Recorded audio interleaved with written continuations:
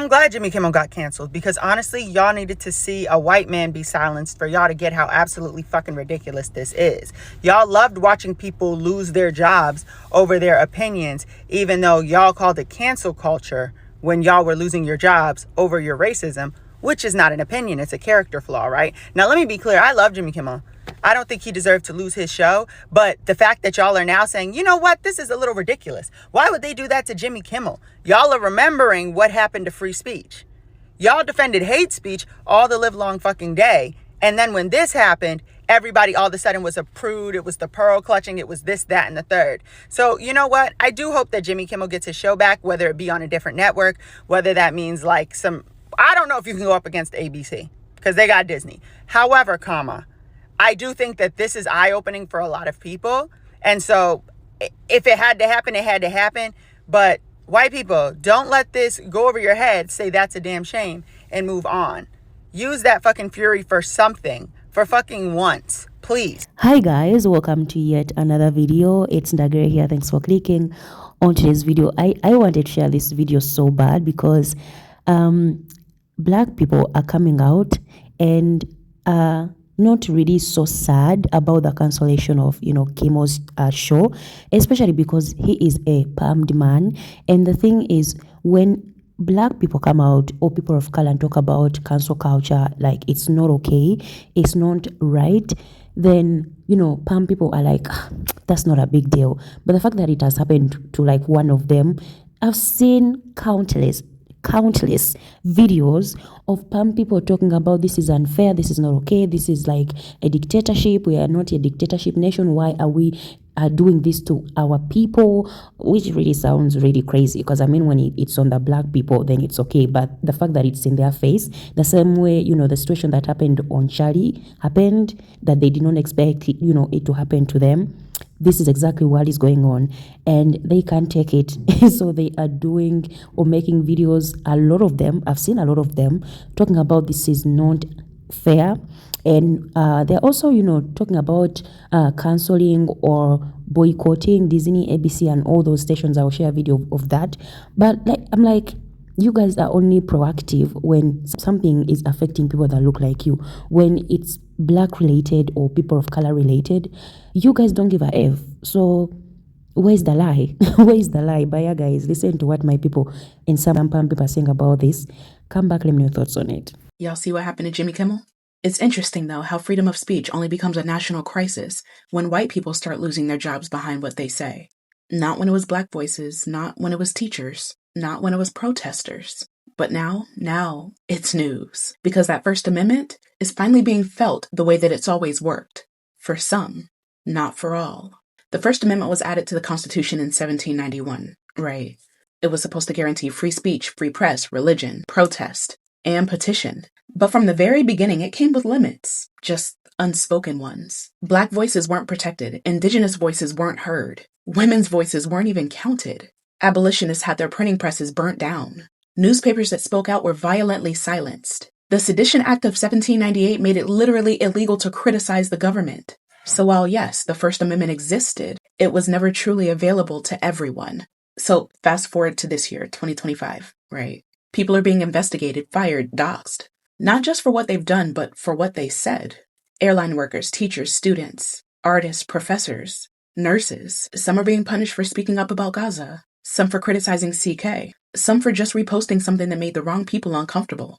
Now the conversation about the First Amendment is back in the spotlight. Not because this kind of suppression is new, but because it's hitting people that it doesn't usually touch.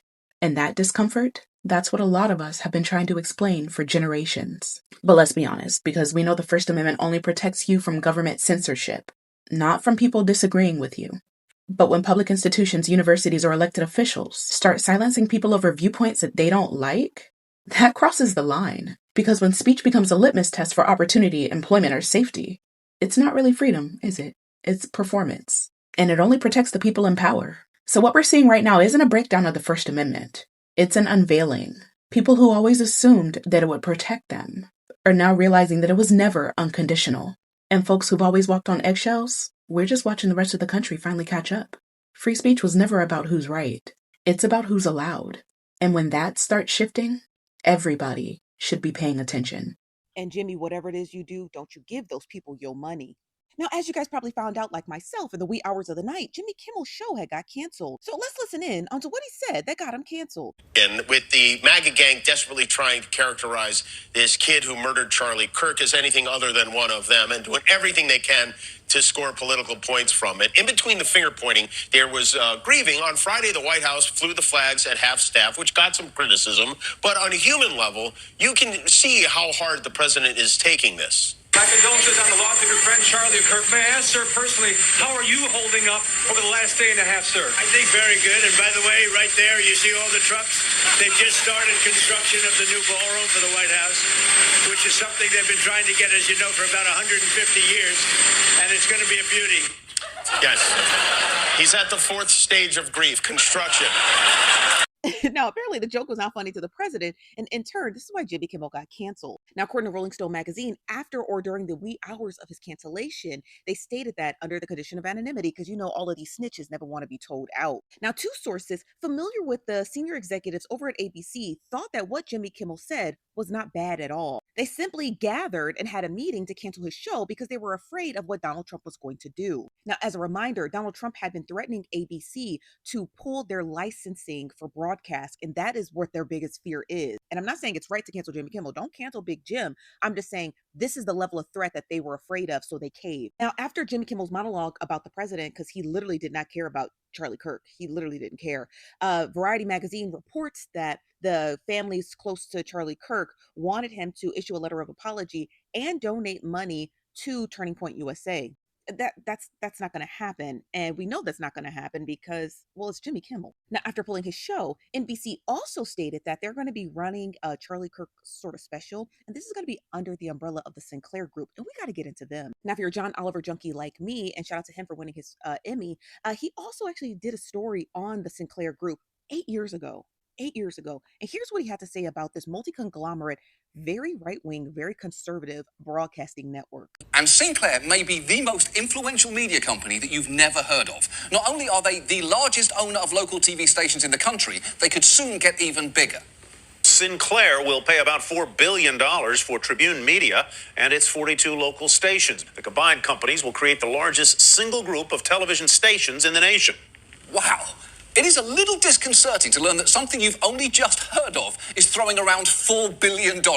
And of course, John Oliver is always right, because since this broadcast, Sinclair Group has already acquisitioned hundreds of small local news stations. So it makes total sense that Sinclair Group is now going to start broadcasting in the time slot that Jimmy Kimmel used to have. And the news doesn't stop there, because shout out to the Writers Guild, they also put out this very strongly worded letter to the public and specifically the president. Now, I'm not going to read the full thing to you, so you can pause to read it, but essentially they're saying that as the Guild, we stand united in opposition to anyone who uses their power and influence to silence voices of writers or anyone who speaks in dissent. Now, they go on to say, shame on those in government who forgot these founding truths. And as for our employers, our words have made you rich. I don't know if this qualifies, but I fear they need to go on strike. I get what conservatives mean now by like, oh, you have no idea what you did by killing Charlie Kirk. You have no idea what you've unleashed. Because like, dude, you guys were going after like minorities, like shit like that. You just took a white dude off the fucking, like white women are going to lose their mind. It's done. I give it a week until he's back on the air. I give it 1 week until Jimmy Kimmel's back. Like, you have no idea, like, the liberal white woman fan base this dude has. This isn't like HBCUs getting targeted or lynchings happening. Like, white women typically don't fucking care about that shit, but like, you are losing your mind if you think that they're not gonna fight tooth and nail for Jimmy Kimmel. In all seriousness though, obviously this was a purposeful escalation to see how much his followers will allow his regime to get away with if he uses Charlie Kirk's death as justification for whatever unconstitutional act he wants to perform that day. And this time, it ironically came in the form of them taking Jimmy Kimmel off the air for pointing that out. This was the sequence of events as they played out. Isn't it crazy how it seems like the Trump administration just like doesn't care about Charlie Kirk's death and is just using it to like do whatever the fuck they want and have their followers shut the fuck up about it? What did you say about me, you piece of shit? Take that off the fucking air.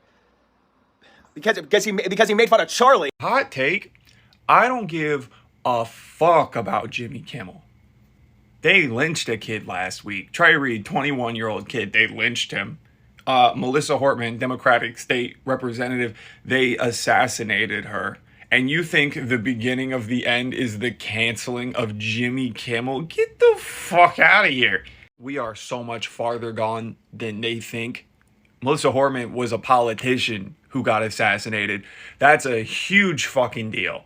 Huge fucking deal. Arguably bigger deal than the death of a political commentator, but nobody seems to be giving a shit because it doesn't fit the Republican agenda right now. Somebody getting lynched, that's a big fucking deal. Also, people trying to like act like it didn't happen, way bigger fucking deal. Do I think it's messed up that Jimmy Kimmel lost his job for saying the truth, for bringing out the fact that Republicans are trying to use Kirk's death as a way to point fingers at the left to divide us more and then possibly lead into more violence? Yeah, that's a thing that's happening right now. He shouldn't lose his job for saying that, but don't think about that as the beginning of the end when they're literally lynching people. Like, there's no better way to take away all of someone's freedoms than to take away their life for no justified reason. You know, this is my first dictatorship. I really don't know what the fuck we're supposed to be doing. To wake up and to see what's going on is very...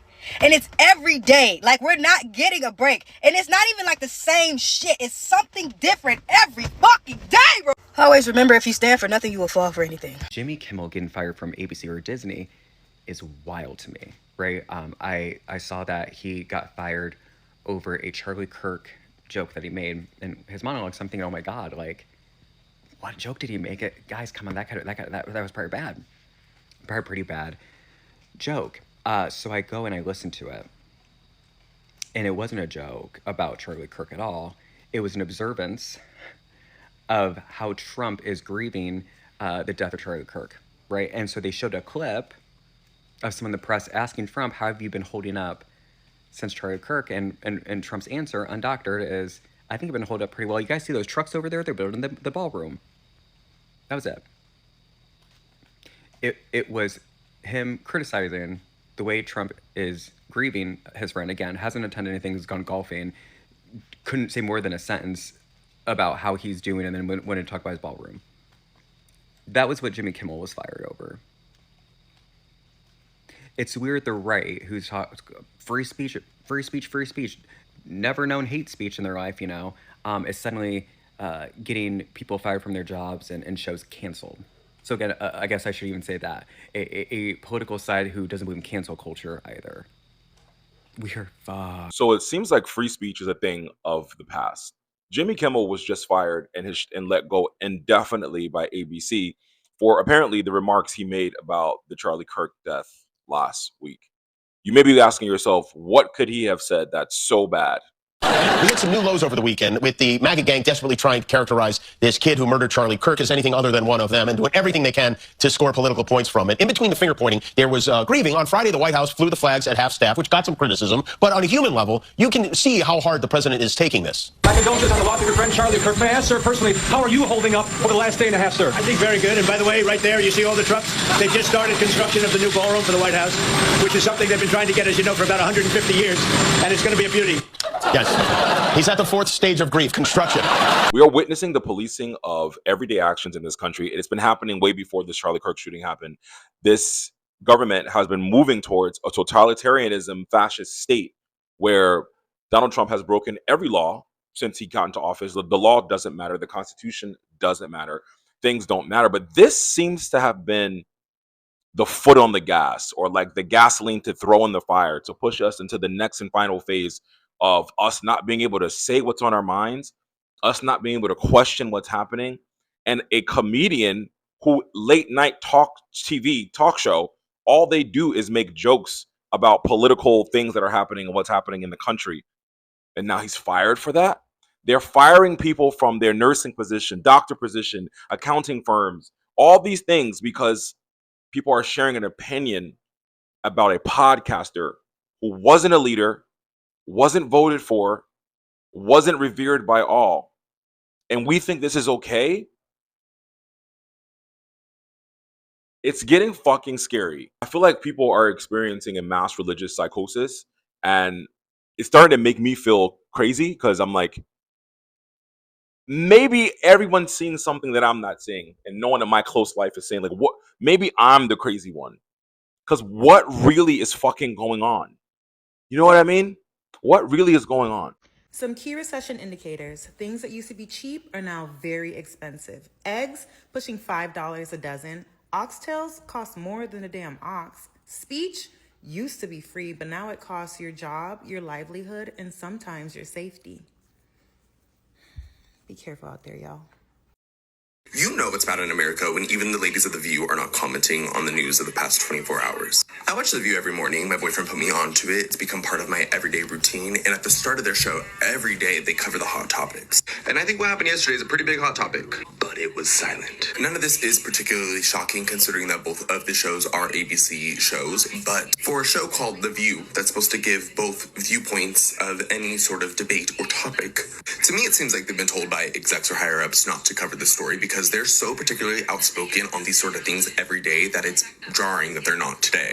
Or it's really possible that they're just worried about retaliation or their own jobs because this is now what you have to worry about in this administration. So let me get this straight. Jimmy Kimmel's show gets canceled under alleged threatened arrest from the FCC chair, Brendan Carr. The same Brendan Carr that's married to Michaela Carr, who is the head of global policy of Palantir. Y'all know Palantir. Palantir, the company right now that's infringing all over your American freedom, privacy rights, collecting up all your data, storing that shit to do God knows what to you. That's what I'm saying. Y'all not paying attention to this shit. Some of y'all on the right are advocating for the very thing that man Charlie Kirk is in the grave right now that he was fighting, which is against censorship and freedom of speech. Right now, that man died. So basically, what I'm hearing from y'all is that motherfucker died in vain. He died in vain. You know what's worse and more disrespectful than laughing at his death? Spitting on his grave. Spitting on his grave. Because that's exactly what you guys are doing today. While you were advocating for censorship, while you were doing everything to own the libs, you are becoming one, bitch. While y'all calling people to get them fired from their job. You're advocating for the FCC chair, the government to infringe upon speech through threats and duress. The same FCC chair that's married to Michaela Carr, who works for global policy of Palantir, the very company that's infringing upon your privacy rights. So you are advocating at the end of the day, not only for your free speech to be taken away, but also your privacy rights. Your privacy rights. And here's the thing that y'all don't understand. Who are advocating, feeling like you owning the libs on this shit. At the end of the day, you know what's next? After they come for your freedom of speech and your privacy, they're coming for your guns, B. They gonna have you advocating to give up your guns. And you won't even know that you are moving yourself on the 5D chessboard into your own self-checkmate. All of y'all so happy to call people jobs. Because I cannot understand for the life of me, how y'all don't see how more disrespectful it is for that man to live his life, so y'all say, fighting for the freedom of speech and against censorship, for y'all to turn around on his grave and advocate for the very thing that he was fighting his life against. Every principle that he had, that he basically got murdered for, so you say, you were essentially spitting on his grave. Also, you can own the libs. But if you check the chessboard, you will see how you can own the libs so far that you become one by way of Brendan and Michaela Carr.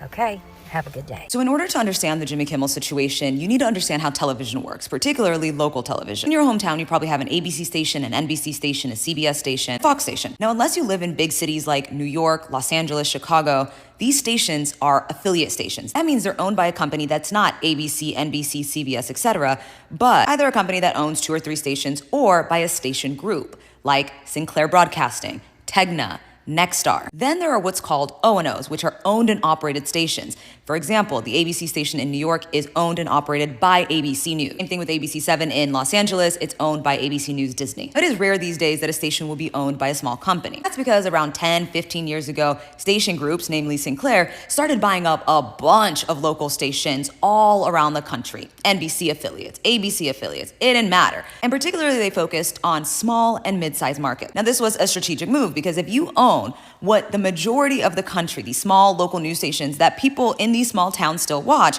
then you get to influence what they see. And Sinclair is conservative. It's evident in their content. Now, I used to work for Sinclair back in the day after they bought the station that I was working at. And they used to have these things called must runs, which means no matter where in the country, if you're a Sinclair station, you must put these specific stories in your rundown, aka the news of the day that you're broadcasting. And that's when late night talk shows started making fun of the fact that anchors around the country were saying verbatim the same thing. Hearing of biased and false news has become all too common on social media.